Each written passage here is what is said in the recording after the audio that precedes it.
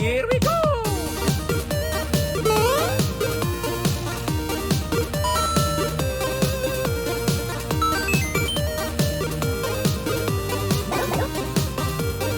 Okay, let's go!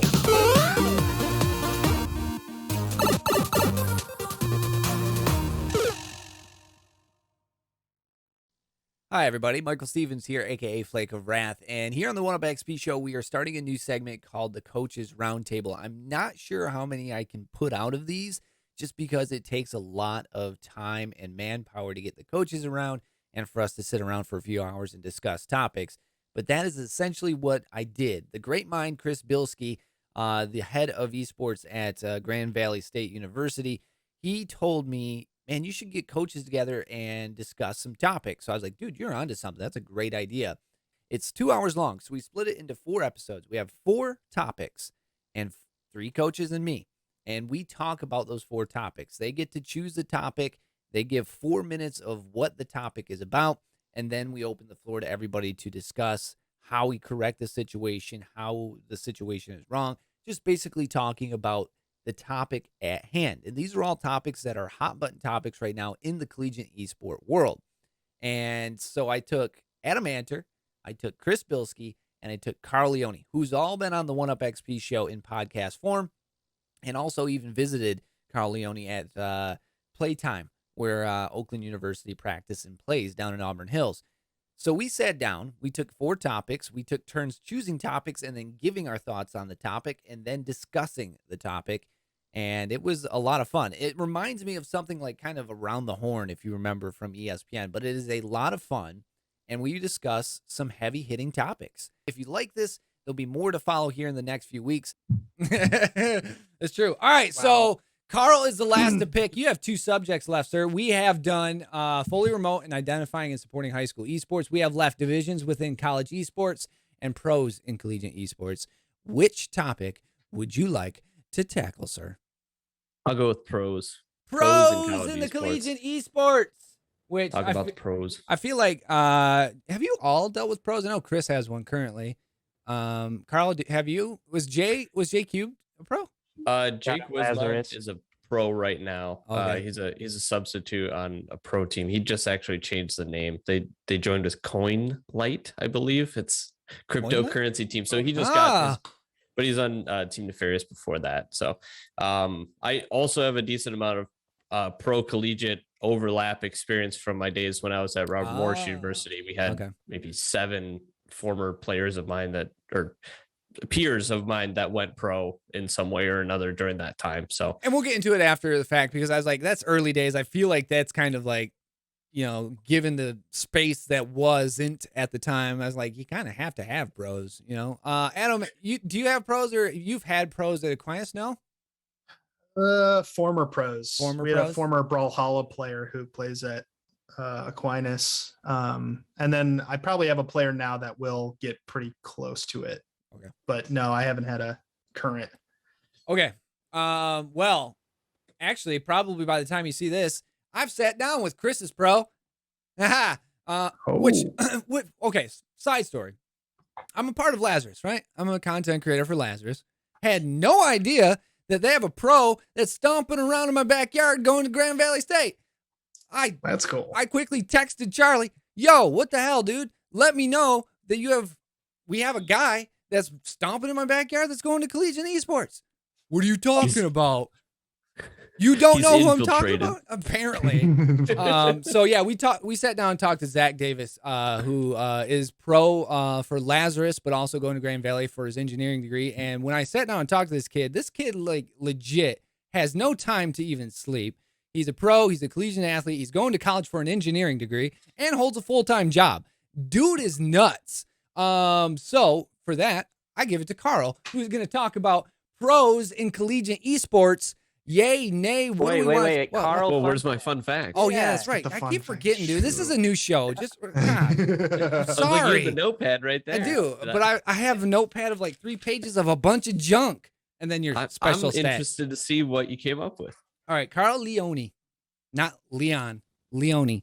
He's the head esports coach at Oakland University. Good guy. Gave me a mug, by the way. You guys didn't give me a mug. I haven't visited that guy yet, or that guy, but previously, It's over there, man. previously, first class of scholarships at Robert Morris way back in 2014. In what was it? It just North America? I assume all of esports. All of North America. I don't know if worldwide was something that they tracked, but it was always North America when they publicized it. League of Legends, which a game I still have not played yet, but it's fine. Don't bother. Building. He went to, obviously all these guys worked at Aquinas, worked under Adam, worked with Chris. But I mean, obviously he's building his name, went from Aquinas to Oakland. And now Oakland, which I don't mean to put Adam on the spot here or Chris on the spot, but Oakland, you are a major esports category, correct? Because you guys are in the sports department. You're a D1 school. Does that qualify you guys as a major? I'm sorry, as a major? Yeah, major. As far as a degree? No, like just a major college, as in like D1, man, majors. He's the first one at a D1 school out of us. Yeah, and you're under the athletic wing. Yeah, it was the first Division I varsity sports program in Michigan. So there you go. Carl's big time. Yeah, we are in awe of his presence. Michael, I got some fun facts here too. Oh, all right. Continue to add on. Here we go. You have on your cast here today the back-to-back NACE League of Legends Coaches of the Year. Carl Leone for 2019 and Adam Antor for 2020. So in the presence of League of Legends greatness right here. So we didn't get back to back in 2021. You didn't get it, Chris? Not yet. That would be awarded this summer. Yeah, I'm not a you could part get of NACE, so I don't think I qualify. I'll still put your name in. Yeah, put my name in there, Adam. Yeah, do that. Back to back. I was actually going to say back to back, but then I was like, he's not Doc. Never mind. But yeah, back to back here. We got back to back League of Legends Coaches of the Year. Yeah. Wow. Fun fact: I ignored Carl's first message to me when he asked about Aquinas Esports. Yeah, actually.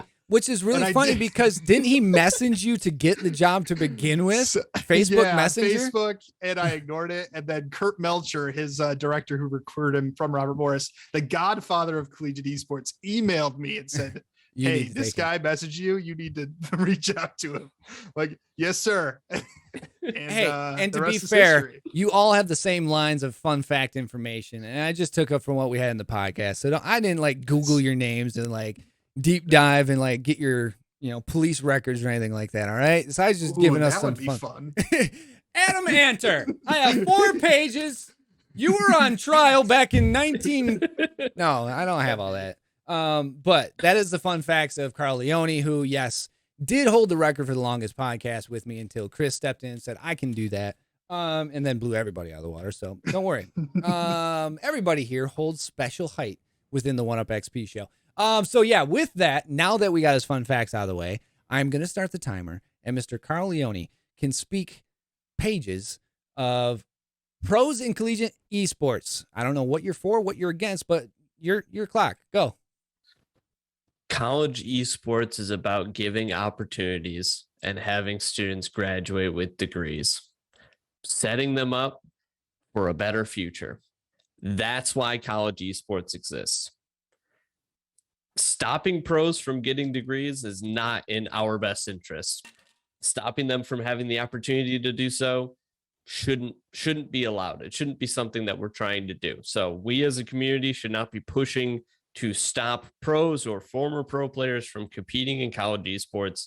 If a pro or a former pro decides that getting a degree is the best thing for them, then that's what they're undertaking, and it's not up to us to stop them. So with that said, there's a lot of issues with pros in collegiate esports. There's difficulties with it, but I just don't believe it should be outright banned or stopped in any way in that way.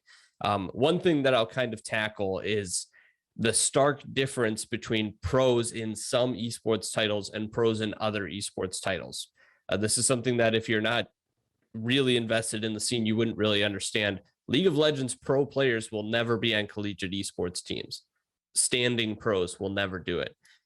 One, I don't think the organizations will allow them to do it. Two, they will never meet the time commitments to be able to go to school full time while being on the esports team for the collegiate, and then while being on the professional League of Legends team. For other esports titles, I've seen it is possible. They're allowed the time commitment to be able to do more than one thing. Now, I think that we could draw up a graph with a sliding scale of the time commitment required to be a professional in each esports title. And I think far left, probably League of Legends, just because of the infrastructure and how serious it is, and the level of production that they have. And there's a lot going on there for professional League of Legends players where, and I only found this out recently when I go and have conversations with really high level, let's say Rocket League players. So Jake Wisman is a good example for my team. He's a substitute for a professional Rocket League team. Time commitment that he has compared to what I've seen other professionals in other games is not quite as much. I mean, it's very viable for him to be a full-time student while competing in our program. So I wouldn't put out blanket statements saying we should ban pros or former pros from the scene. Another point that I'll say as far as a good thing for having pros in the scene, rather, former pros being on collegiate teams or in collegiate community, esports community, benefits everybody. It's another level of leadership. I'll give you an example. X Special is I think Alex Chu, I believe is his real name. He's at Harrisburg University as a League of Legends coach. He's a former pro League of Legends player. That level of respect, influence, knowledge, experience being given down to another generation of players, I can't really put a number on that. Harrisburg can, it's a salary, but I think it's a really good thing for our scene. Another downside, and one that my players have brought up to me, is the feel bad moment of, oh, we're up against this school and they have 3 pros, and you just kind of shrug. It's like, it's going to be a really difficult match. But at the end of the day, if you remove pros, there's still going to be really difficult opponents out there. So the competition will always be there. Trying to remove pros for a competitive advantage, it just doesn't feel good. And I don't think it's something that we should go towards. You got Adam, 8 seconds left, dude. Come on. Oh, okay. I've seen pros be able to handle college full-time. Oh, that's it. Yeah. No. Bummer. I had a really you didn't good make point it there. I mean, you can continue. I just really wanted you to go to the rules are rules, Mike. Rules are rules. Rules are rules. I cut me off. I'm like, that's what I should have. I can mute all. Yeah, just mute you at this one time. That's what they do on Around the Horn. We should do that. Just mute you. All right. So yeah, you bring up a lot of good points, and this is something that has been a hot button topic on Twitter recently, all because of what's his face. What was it, Bay Area College or whatever? Bay State and Silly. Yeah, Silly. Who is what, a 3-time world champion in COD or something like that?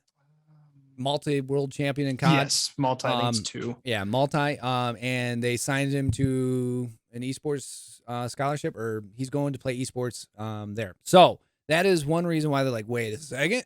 But a lot of people will be like, well, hold on, let me change my screen. There we go. I was like, wait a second. But a lot of people are like, is it our spot to step in? Like Carl mentioned, it's not our spot to step in and be like, you can't do that. Now let's spin the table. Let's look at traditional sports right now. Traditional collegiate sports. They are now getting paid for their name and likeness image. They are getting paid now in collegiate sports. If they're, I guess good enough and brands want to give them a contract and sponsor.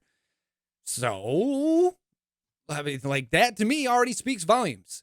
We cannot tell somebody who is getting paid to play something, they cannot come to school, get a degree, and become what everyone else is trying to do through college. Now, it's one thing for them to come and not do school and have no GPA and just there to play video games. And, the LeBron James effect, where everyone's going to come in and play because that guy's there. So my opinion on all this, and I haven't been nearly deep diving as much as you guys have, is it is not our spot to say you cannot come here and play. But I think there needs to be some very stark rules somewhere down the line. Because when, we get deeper into esports, there's going to be more pros, opportunities for kids to go to college and stuff like that. But again, what is the main rule for college is get the kids there. They are students before they are athletes. They are getting their degree. We're turning these people into better human beings and then sending around their door up to be, their career or what might be a pro down the road. So that's where I stand on it. But you, Adam, Chris, feel free to jump in on this. I don't know where you guys stand either, but I am for the aspect of you cannot tell a kid no or whoever no to a degree in playing esports. That's my personal opinion. So I guess for me, in a lot of ways, this kind of aligns with my stance on fully remote students, and that my biggest thing is that if you're going to be a pro player, are you able to still meet the expectations and goals of our program? Mm-hmm. Right? That for me is my biggest question, right? And, just because you're a pro doesn't mean you get to skip any practices or you get to skip any team events or anything like that, right? Like you have the same expectations on you as every other player within that program. You have to be 100% committed, man. Exactly. So if you can meet those expectations, there's a place for you within my program. And to Carl's point, I think there's a lot of value in having retired pros within your program. I used to say collegiate kind of felt like the retirement home for pro players, right? You'd go from high school to pro, and then when you're done with your time in the pro, oh, come on to college, right? We got a spot for you here. And I think that's a really good thing. I think that not only are you getting high level talent, but we talked about helping develop as individuals, right? Helping students to grow and learn, and having people who have had those type of life experiences and things like that can be extremely beneficial to others around them. So I think that, for me, once again, it's what is the goals of your program? What are your expectations? Mm-hmm. And if pro players fit within those goals and goals and expectations, I don't have a problem with them being a part of our esports program. So I'm in a really unique position because I serve as the chair of the competition council for NACE. So I work with 9 other coaches and directors on deciding the rules for NACE competition, discussing it, ruling on it, et cetera. And this is a topic that will be discussed. It hasn't been discussed at length yet, but it probably will. So I'm in the place where I kind of have to dictate what other programs can or cannot do because our members are looking to us as the rule creators for their league. So I'm in a place where, yes, it's all fine and dandy. Let other programs do what they want to do, but I don't have the luxury of just sitting back and just saying it is what it is. So having to take a stance on it, I think creates a little bit more of an interesting situation. For me, I think in its current state, I think the pros coming into the scene really help the scene more than they hurt it. I think it creates a lot of buzz, creates a lot of eyes coming at. I mean, there's some big Call of Duty players who now have been talking about college COD and developing that scene. And a lot of that conversation was sparked because Silly was going back to collegiate. Mm-hmm. So I think there's a lot of positives right now. I think long-term, though, I think most pros have a time clock when we're talking about that level of talent. 2-time world champion. I don't think there's going to be a day where that is not going to be allowed back into collegiate because the very nature of college athletics is to create opportunities for students to compete and to try to get to the next level while earning a degree. Sure, they can come to your school, get a scholarship, they can content create for your program, and there you go. But do they have to be competing on your team? That, I think, is where my line is going to be drawn probably in the near future. But determining what that line is difficult. I just listened to your episode with Riley. I think he had a lot of great points. Mm-hmm. You guys brought up the prize pool line as being an option of if you make more than this, then you're out. But right. I don't think that's a viable line because the prize pools vary so vastly across game titles. I mean, because Booga won $10 million, obviously. Yeah. So and you got, Halo where you're not going to make as much or something. Yeah. Let's say we get into Halo. Is the prize pool limit for Halo the same as is Fortnite for college League of Legends or for college? It wouldn't make sense. But I think the idea Riley made a good point on the show was that most of the leagues right now don't allow current pros to compete.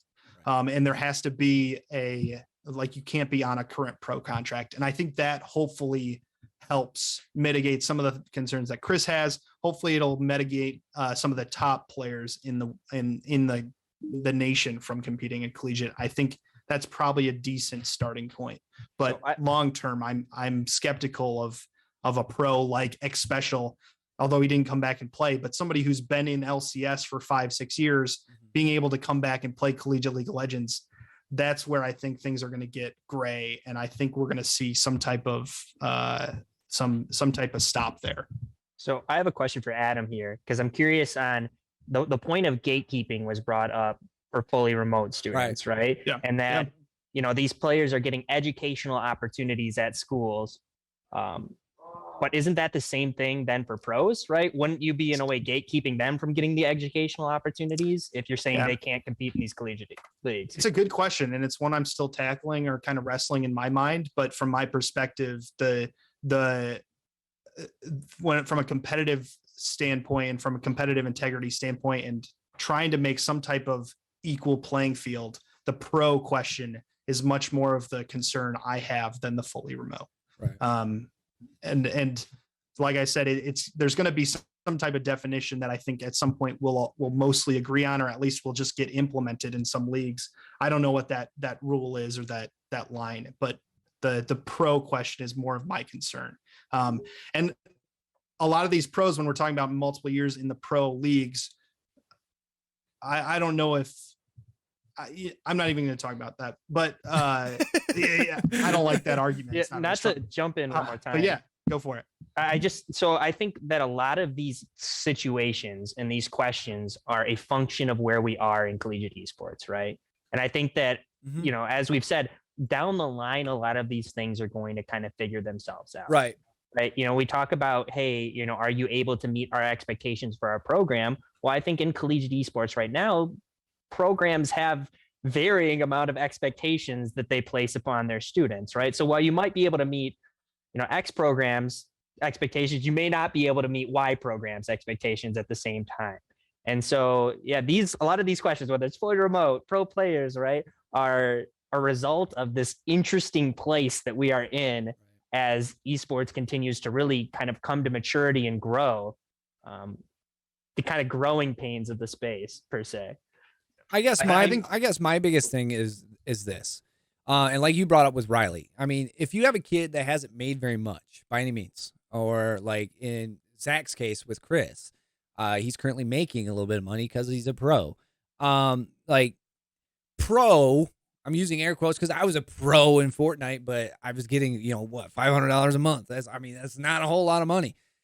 That is where my gray area is. Like, if a kid is making $500 a month being a pro with Lazarus or Renegades or whatever pro organization, then they say, I got to sign up for college. I want to go to college. Hey, they have an esports program. I'd love to play esports program for them as well.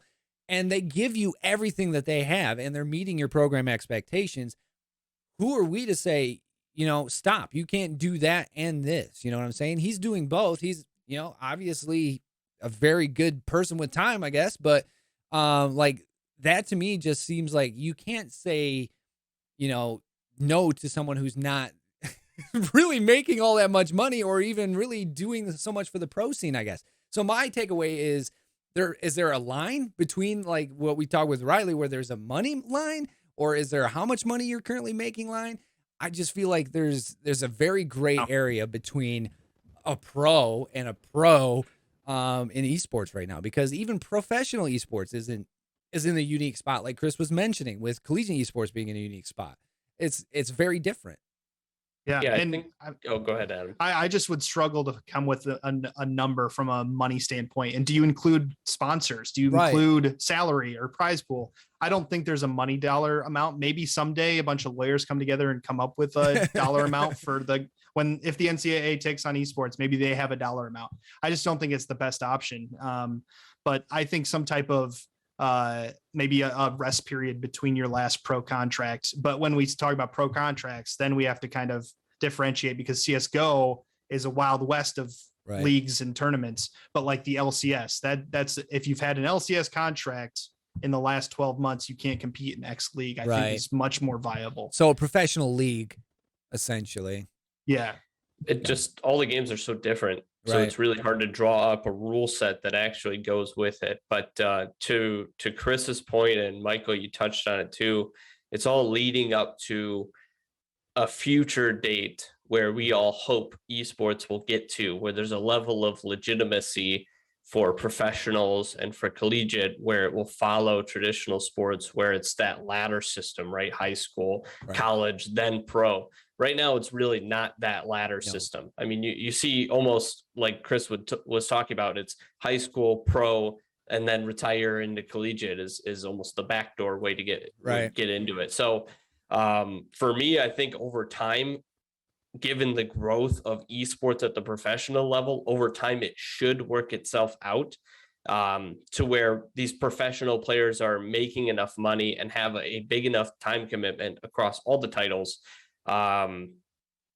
to not be able to commit to collegiate programs, where the organization over them doesn't allow them to sign and be a full-time student while they're doing it. I mean, it's almost a ridiculous thought when you compare it to traditional sports. You would never see an NFL player being a student in the background. You know what I mean? Obviously they've gone through collegiate too, but they're making enough money and they have a full-time commitment. There's no way they'd be able to handle it.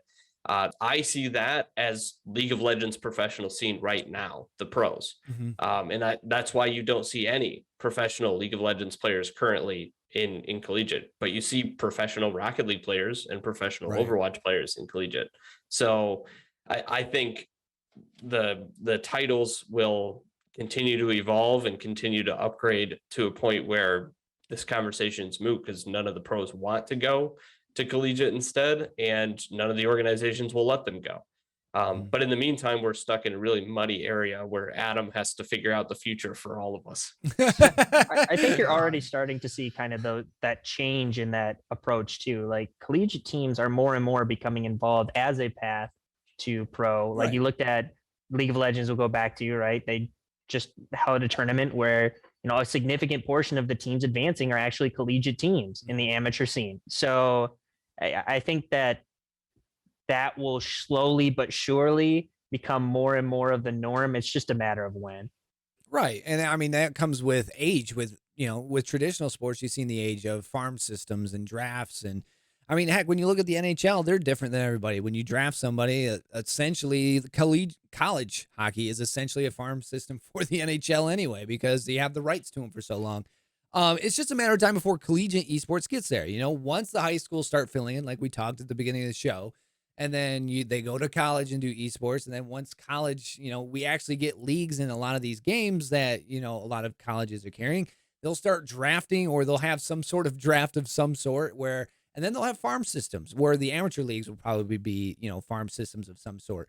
It will be down the road. But we are, again, so young that it's just not a viable road at this moment. So that like you guys have mentioned, what organizations are going to say you cannot play collegiate while you're doing pro? I don't know if that's a thing yet. I don't know if anybody's done that, but are there organizations that saying you can't do this while you're doing this? You know, what colleges is going to say, you can't make some extra money from being a pro while you're here doing school. You have to do, you know, collegiate. So again, I think it's a time thing. Again, Adam's going to have to make the decision on this one. But I actually want to know where you guys stand on this, for more personal reasons than not, I guess, just because not personal reasons, but just how you guys view this, because Adam, not as your seat in NACE, but how do you see this as, a director or a head coach? How do you see pros being at your school at the same time? If they're giving you everything and giving you what you want and need at the time, and also doing the same thing as pros, are you okay with that?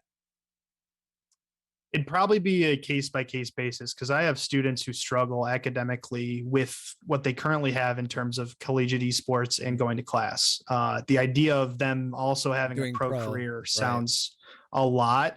I would have the conversation of maybe taking a step back from the collegiate program at our school and just focusing on pro and going to class would be a better option. Got it. But that's not to say that there might be certain situations in certain games where it could happen.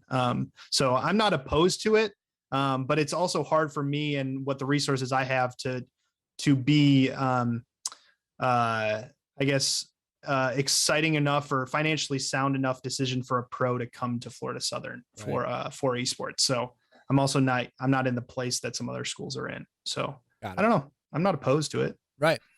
I mean, I don't think it would like we got to your point, Carl, where it's a title to title basis. I mean, like Adam brought up, I guess it would have to be again, which game's which and who's who of all that. But what were you saying, Carl? In general, I'm very careful and skeptical when having those kind of conversations. And like Adam, there's not many of them. I don't want to overplay it and pretend like I've got pros knocking at my door offering, and I'm shooing them away saying, no, you can't make time commitment. But a few conversations I have had, it's on a case-by-case basis where it's like, are you truly going to be able to commit as a full-time student, meet the GPA requirements, push towards graduation while competing for the collegiate esports program, meaning you're practicing with us, the full amount as any other student, as Chris had mentioned, and you're competing for us while you're practicing for the pro team, while you're competing for them too. It's one of those conversations where it's like, is this really going to work? Because it has to be incredibly unique for it to line up and actually work. I think most programs that have pro players probably do something to the effect of, you don't have to practice with the collegiate program. You're just so good, just show up on game day and we'll be fine. I have a problem with that morally. I think that's wrong. I think you're robbing them of the experience, but it's what each program decides is important to them is up to them. And that's not for me to dictate, but yeah, I'm very careful about having these kind of conversations about, is a pro player actually going to be able to commit enough time? Because at the end of the day, if they sign up for my program, come to my school, and then they decide they can't actually meet the time requirement and they leave, that's not good for anybody. No, it's not good for the student. It's not good for the school. So it's just figuring that out and being really careful up front. And when lands do return, let's touch that subject, because obviously you're going to have collegiate lands, but at the same time, if you're playing your pro at the same time, you can't exactly be at the land at the same. What happens when you have two events? You have a pro event and a collegiate event at the same time. Like, you can't do that. You can't be in two places, one spot. I know we're good in technology, but we have not figured out how to be in two spots at one time. So, I mean, that I think we hit on it when you were talking about the initial topic of pros and collegiate. But yeah, if you are good enough and you are, committed to being a pro and a collegiate athlete, what happens when you have two events at one time? Like right now, you might be able to get away with it being with COVID and being at home and, a lot of stuff being online. Like, I love Zach, but what happens when Zach has a pro and, or pro land, and they're like, hey, we got to come in, and he has a tournament there at college level. You know what I'm saying? Like that raises a question. So we're getting back to that but I'm not worried about Apex because they can't hold an event anyway. And every time they have an event, something happens. That's just my view on it. But I feel like that brings another flag into the scene. Like, you have to commit one way or the other. And sometimes there's going to be more than one event that you can't attend. So